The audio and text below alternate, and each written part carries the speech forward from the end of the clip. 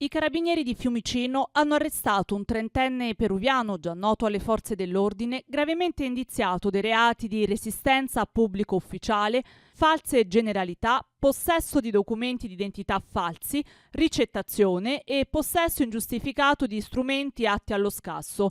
Nel corso di un servizio volto alla prevenzione e repressione dei reati predatori, i carabinieri hanno individuato un appartamento che si è rivelato un luogo di dimora di diversi cittadini di origine sudamericana. Dopo aver bussato alla porta per verificare la presenza di persone e identificare gli occupanti, il trentenne ha tentato di fuggire per eludere le verifiche, spintonando e colpendo i militari con calci e gomitate, ma è stato immediatamente bloccato.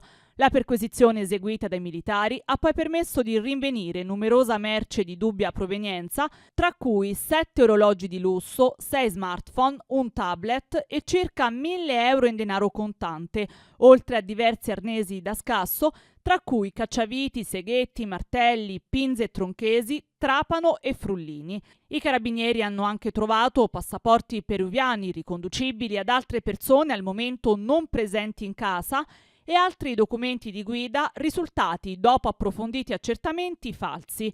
Per il trentenne, identificato mediante fotosegnalamento perché ha fornito false generalità, è stato disposto l'obbligo di presentazione in caserma.